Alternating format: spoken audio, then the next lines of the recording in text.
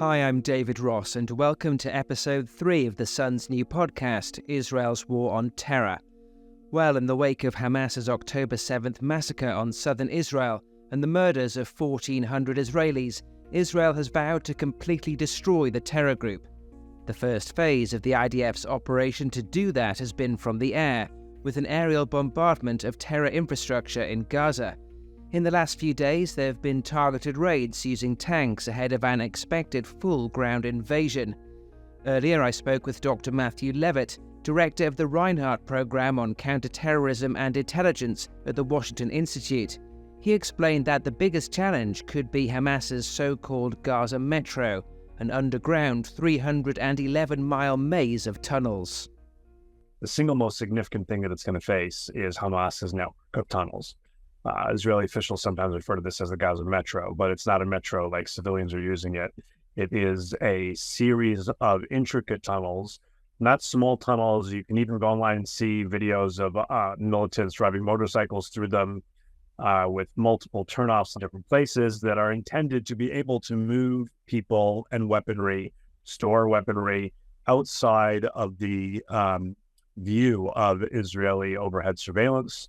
And to be able, if Hamas were to do something as it did to try and draw Israel into the Gaza Strip, which is definitely what its strategy was about, it would be able to set up multiple sophisticated ambushes of IDF soldiers in an effort to inflict additional losses and to then grab as many bodies of killed soldiers, wounded soldiers, to have more individuals and corpses to negotiate over. How much of a tactical advantage does this give Hamas in what is often described as asymmetric warfare? So this is an advantage to Hamas militants when you're working in a tight urban area and you are in a defensive position as people are coming in to liberate that territory. But it's not something that can't be overcome. It's something that means that the Israelis will incur losses. It helps explain a lot of the aerial bombardment that you've seen over the past 2 weeks. The Israelis are trying to take out as much munitions, certain types of munitions, but also key parts of the tunnel as possible. They've reportedly been interrogating some of the Hamas operatives who crossed into Israel who were captured, not killed, and reportedly have collected some more information on the tunnels. And I think that the time it takes to deal with that in advance is one reason why you're seeing a delay in the ground campaign. And the other is because there's a tremendous amount of diplomatic maneuvering going on over the fate of the over 200 hostages who remain in captivity. The hostages are the second most complicated thing for the Israeli military. To the extent possible, of course, you don't want to kill your own or kill citizens of other countries. That is very, very difficult. And Israel feels that it's in a basically existential conflict right now to protect its citizenry, much, much more than 200 people. But to the extent you can, you want to try and avoid those casualties. Just how much pressure will there be on the Israeli military from other countries with consideration to their hostages?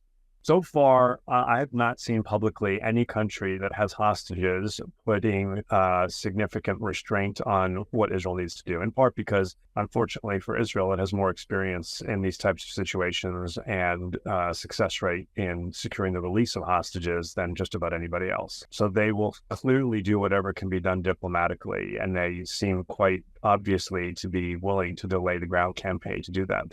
That campaign will not be delayed indefinitely. Anybody who doesn't understand that after this type of an invasion, this type of butchery and pogrom, that the Israelis are going to need to us from governance in Gaza doesn't understand the level of trauma, national trauma here. The fact that these communities on the Israeli side were all on the left of the political spectrum, secular.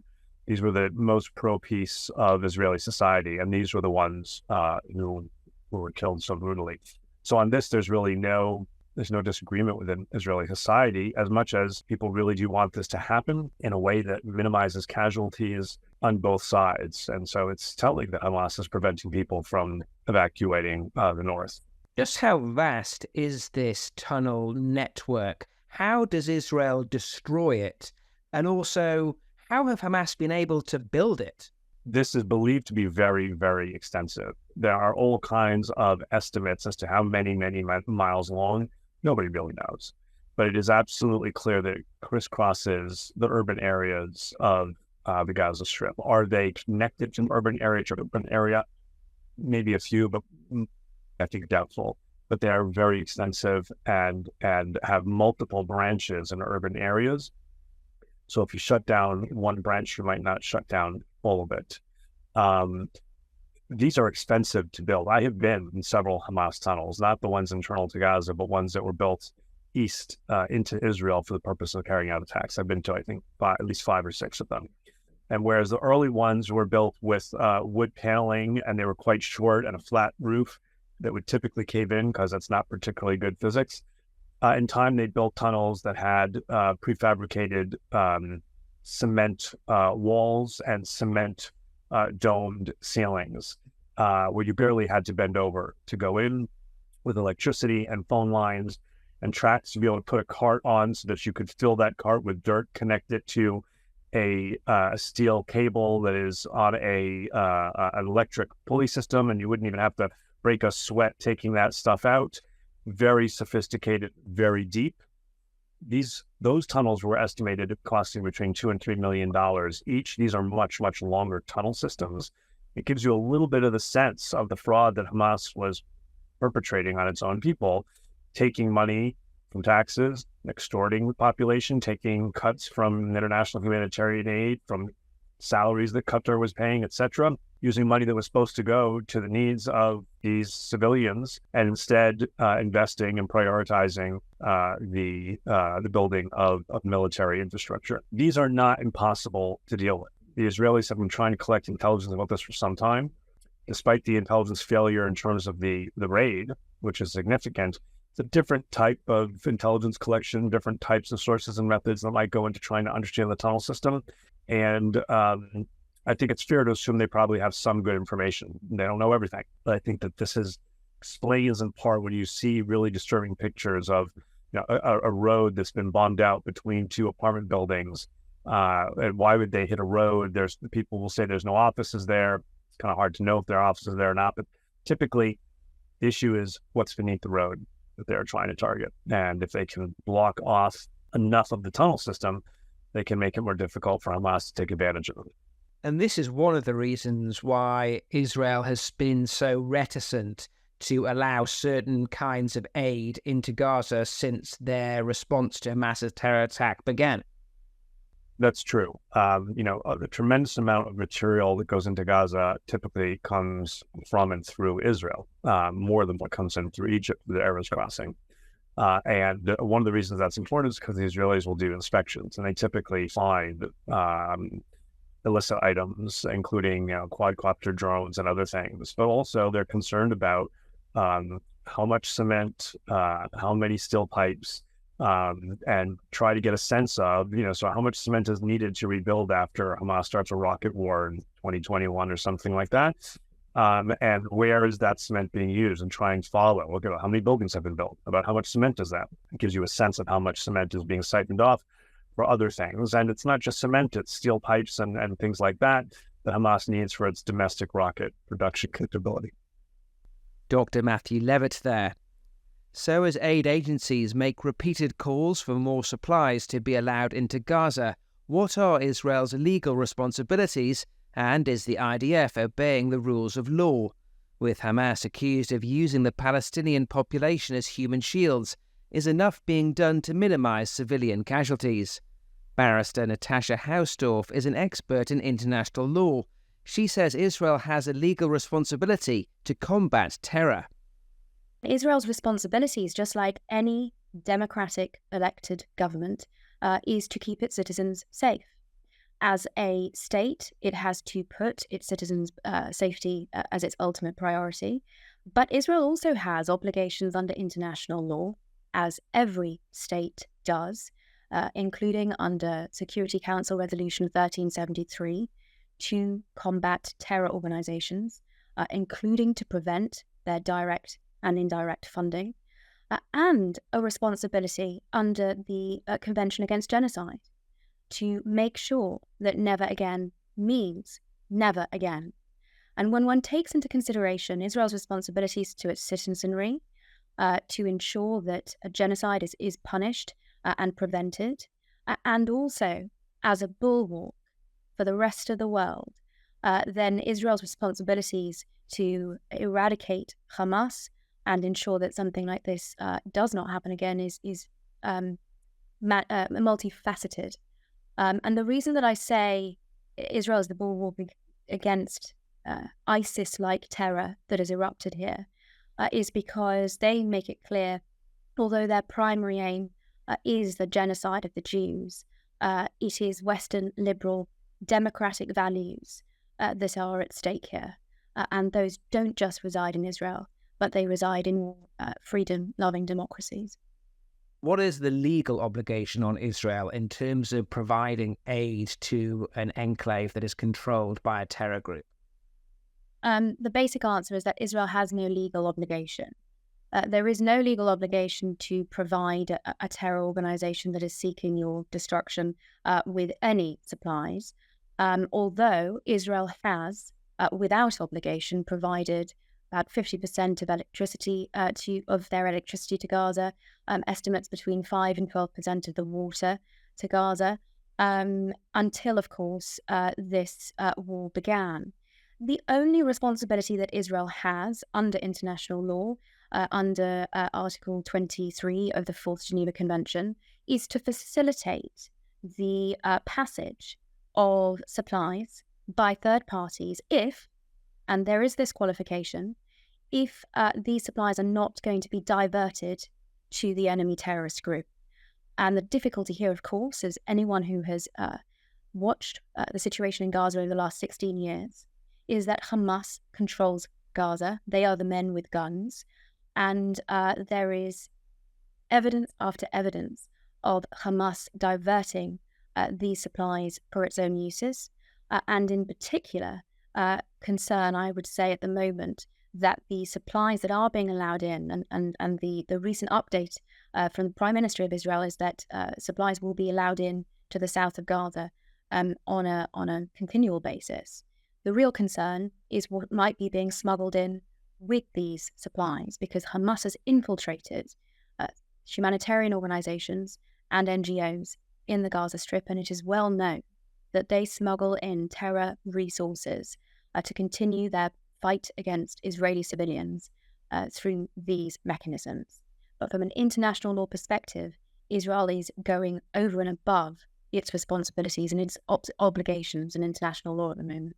It is beyond the call of duty. It goes further than any other modern military, or in fact, if one takes the analysis of leading experts like Colonel Richard Kemp, I believe he called Israel the most moral army in the history of warfare to the UN Human Rights Council. And the reason that that analysis stands true is because the IDF takes unprecedented measures to warn civilians, and we have seen this in the context of every operation in Gaza in 2008, in 2014, also with respect to its combating Palestinian Islamic Jihad in 2021. And the measures that Israel takes includes warnings to individual householders, phone calls, text messages, telling civilians, and of course the Hamas terrorists, giving them the same warning. So the impact on the effectiveness of their ability to strike against these terrorists is undeniably compromised, but they do it to try and minimize civilian collateral damage as much as possible. In addition to those warnings, the precision strikes that Israel adopts are to satisfy the principle under international law of proportionality and reduce the amount of civilian deaths as much as they are possibly able. You may also have heard of the technique, which has been dubbed knock-on-roof. This involves the IDF firing a warning shot at any building as a final warning for any civilians that have failed to heed the previous warnings that a strike is imminent. And it is because of these measures, and of course we have to consider the other side of this equation, is that Hamas uses civilians as human shields and cynically exploits international public opinion by creating as many civilian deaths in Gaza as possible. That despite all of these efforts by the IDF, there are two things that have resulted. One is undeniably casualties in the Gaza Strip, and the other is that over the last 16 years, Hamas have been able to continue to build up their terror resources. I would issue one final word of warning, if I may, a word of caution, which is that the casualty figures coming out of the Gaza Strip are part of the Hamas propaganda machine. The figures released by the Palestinian Ministry of Health are controlled by Hamas, and they make no distinction between combatants and civilians. And it is truly troubling that we are seeing international media repeating those figures as they repeat other Hamas propaganda, including blaming Israel for strikes against civilians, which has subsequently been proved were in fact Palestinian terrorist groups. So the fact that we are having this amount of misinformation being readily repeated in media around the world is distorting the facts and the truth of the situation, and undeniably impacting public opinion significantly. Barrister Natasha Hausdorff. Well, should Israel's Operation Sword's mission be a success, and as the world waits to see if the war brings in other nations, many are asking what happens after Hamas. Both Israel and the US have accused Iran of being the power behind both Hamas in Gaza and Hezbollah in Lebanon. Before October the 7th, Israel's biggest concern was arguably Tehran's bid to develop its nuclear weapons program. And Israeli government spokesperson Eylon Levy says his country is still determined to stop that happening. Iran is the mastermind behind this global terror network that takes in Hamas in the Gaza Strip, Hezbollah in Lebanon, the Houthis in Yemen, and the leaders of Iran have been very clear that their policy is to destroy the state of Israel, to murder everyone who lives here. Khamenei, the supreme leader, has been tweeting about it quite openly throughout the duration of the war, and Iran is progressing towards trying to get nuclear weapons, and Israel has been absolutely clear there is no way that we are going to let a country that is threatening us with mass murder acquire the weapons to do that. And we're going to continue trying to stop Iran's efforts to acquire nuclear weapons, and we're going to continue trying to block Iran wherever it is in the Middle East, because we're trying to build an alliance of countries in the Middle East for normalization and peace and prosperity and development. And Iran, meanwhile, is extending its tentacles of terror around the Middle East in order to sow chaos and to sow destruction. And I hope that the day after this war, the day after Israel wins, when the nations of the Middle East realize what atrocities Hamas's allies perpetrated on October 7th, that we're going to create more space for the moderate and reasonable nations to come together to stand up to this terrorism, to stand up to this brutality, and work to create a better, safer, more secure and prosperous Middle East for everyone here. Israeli government spokesperson Eylon Levy. That brings an end to episode 3 of Israel's War on Terror. Please let us know in the comments if there are subjects you'd like us to cover in the podcast, or if you have any questions, and we'll do our best to examine them in later episodes. Thanks for listening.